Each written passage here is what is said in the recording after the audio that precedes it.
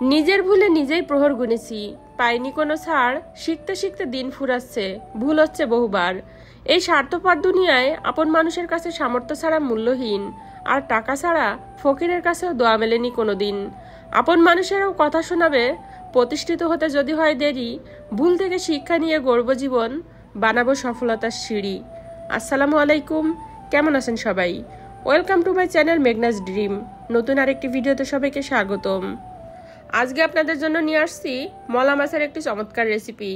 আমি এখানে এই যে মলা মাছ নিয়ে নিয়েছি, মাছটা ফ্রোজেন করা ছিল, বরফ দেওয়া। আমি এখানে পুরা মাছটা আজকে রান্না করব। আমার জানা মতে ছোট মাছের ভিতরে এই মলা মাছটা হলো সবচেয়ে স্বাদের মাছ। এই মাছটি খেতে এতটাই ভালো লাগে যেটা বলার বাইরে। মাছটাকে এখন আমি কিছুক্ষণ একটু ভিজিয়ে রাখবো, যেহেতু বরফ করা রয়েছে, আর মাছটা খুবই নরম মাছ। যদি বেশি টানা হেঁচড়া করতে যাই তাহলে আর কি নষ্ট হয়ে যাবে মাছটা, সেজন্য আর কি আমি কিছুক্ষণ একটু ভিজিয়ে রাখবো। তবে আমার খুব বেশি একটা সময় লাগেনি বরফ গলতে, কারণ এই বরফটা গলতে খুব বেশি সময় লাগে না। আর এখন এই যে একটু পানি দিয়ে নাড়াচাড়া করলেই মাছগুলো আলাদা হয়ে যাবে। আর এই যে দেখেন, মাছগুলো আমি ভালো করে ধুয়ে নিয়েছি। মাছগুলো একেবারে পরিষ্কার করা ছিল, আমার খুব বেশি কষ্ট করতে হয় নাই। মাথা কাটা ছিল, পেটের ময়লাটাও বের করা ছিল। আমি শুধু একটু লবণ মাখিয়ে ভালো করে একটু ধুয়ে নিব, যেহেতু ফ্রোজেন করা মাছ একটু ভালো করে ধুতে হবে, না হলে গন্ধ লাগবে খাওয়ার সময়। মাছগুলোকে আমি খুব ভালো করে ধুয়ে নিয়েছি। আপনারা কে কে ছোট মাছ খেতে পছন্দ করেন অবশ্যই জানাবেন। কিন্তু আমি আগে কিন্তু খুব একটা বেশি পছন্দ করতাম না। আমার হাজবেন্ড পছন্দ করে ছোট মাছ খেতে, তার থেকে আর কি শেখায় ছোট মাছটা খাওয়া। মাছগুলো ধোয়ার পরে আমি এই যে একটা কড়াইতে নিয়ে নিয়েছি, আর দিয়ে দিচ্ছি হলুদ, লবণ এবং শুকনা মরিচের গুঁড়া, আর দিয়ে দিব সামান্য পরিমাণ তেল। আর হাত দিয়ে ভালো করে আমি মাখিয়ে নিব। আর মাখানোর পরে আমি সামান্য পরিমাণ পানি দিব। পানি দিয়ে মাছটাকে আমি একটু কিছুক্ষণ জাল দিয়ে নিব। যেহেতু মাছটা খুবই নরম, ভাজা যাবে না, এজন্য আর কি আমি একটু জাল দিয়ে নিব। আর যে কোনো ধরনের মাছে আমি ভাজি ছাড়া খেতে পারি না, আমার কাছে কেমন যেন লাগে। তো ছোটো মাছটা ভাজতে পারবো না, সেজন্য আর কি একটু জাল দিয়ে নিব। আর আমার কাছে এভাবেই ভালো লাগে। অনেকেই এমনিতেই না ভেজে রান্না করে, যার যার পছন্দ যেমন সে সেভাবেই রান্না করে। আমার কাছে একটু এভাবে জাল দিয়ে নিলে ভালো হয়। তো এই যে মাছটা আমি একটু ভাজা ভাজা করে জাল দিয়ে নিয়েছি। আর এই যে এদিকে নিয়ে নিয়েছি কিছু আলু। আমি শুধু আলু দিয়ে আজকে ছোটো মাছটা রান্না করব। আলুগুলো আমি এভাবে ছোট ছোট করে কেটে নিয়েছি, লম্বা লম্বা করে। আর এখন এই যে রান্না করতে চলে আসছি। পেঁয়াজ এবং কাঁচামরিচটা ভাজতে দিয়ে দিয়েছিলাম, কিছুটা ভাজা হয়ে গিয়েছে। এখন আমি এক এক করে মশলাগুলো সব দিয়ে দিব। আমি প্রথমে আদা রসুন এবং জিরা বাটাটা দিয়ে দিব। আমি এখানে প্রায় 1.5 চামচের মতো আর কি বাটা মশলাটা নিয়েছি। আর তারপরে দিয়ে দিব 1 চামচ হলুদের গুঁড়া এবং 1 চামচ শুকনো মরিচের গুঁড়া।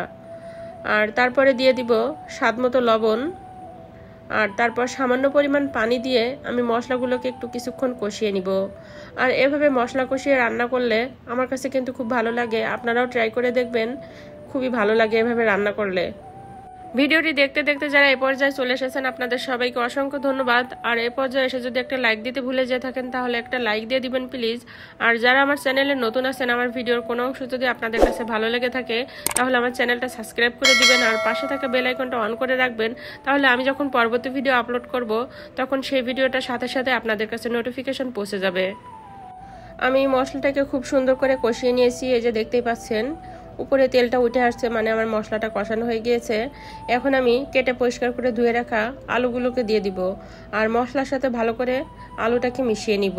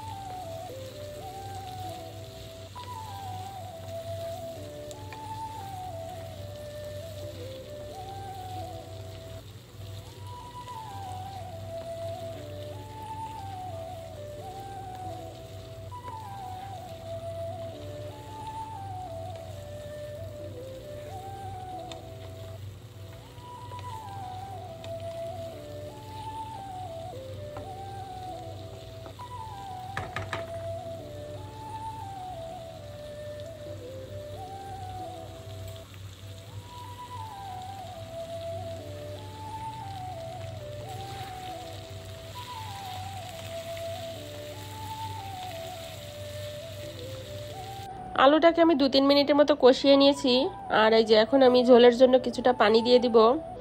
আমি পানিটাই যে এখানে প্রায় 2 কাপের মতো পানি আছে, খুব বেশি একটা পানি দেই নাই, যেহেতু ছোটো মাছটা রান্না করতে খুব বেশি একটা সময় লাগে না, অল্প সময় হয়ে যায়, সেজন্য আর কি আমি পানির পরিমাণটা কমই দিয়েছি।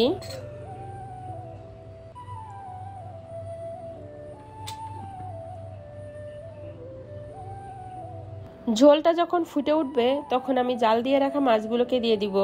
অনেকেই দেখি ঝোল ফুটে ওঠার আগেই ঠান্ডা পানিতে আর কি মাছটা দিয়ে দেয়। আমার কাছে মনে হয় যেন গরম পানিতেই মাছটা দেওয়া উচিত, তাহলে আর কি খেতে ভালো হয়।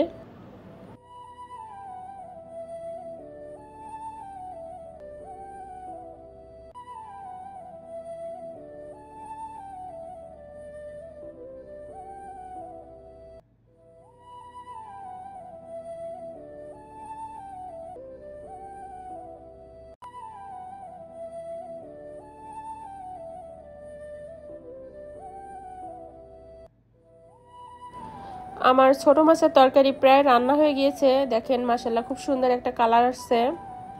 আর এখন আমি উপরে ধনেপাতা দিয়ে দিব। ধনেপাতাটা ছোট মাছে দিলে কিন্তু খেতে খুবই ভালো লাগে, খুব সুন্দর একটা ঘ্রাণ আসে ছোট মাছের তরকারিতে। তো ধনেপাতাটা দেওয়ার পরে আমি আর খুব বেশি সময় জাল দিব না, আমার রান্না কিন্তু হয়ে গিয়েছে। মাশাআল্লাহ খুব সুন্দর একটা কালার আসছে। ধনেপাতা দেওয়ার কারণে তরকারিটা কিন্তু আরো সুন্দর দেখা যাচ্ছে।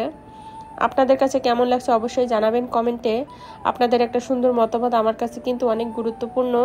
আপনাদের সুন্দর সুন্দর মন্তব্য আমার কাছে অনেক বেশি গুরুত্বপূর্ণ।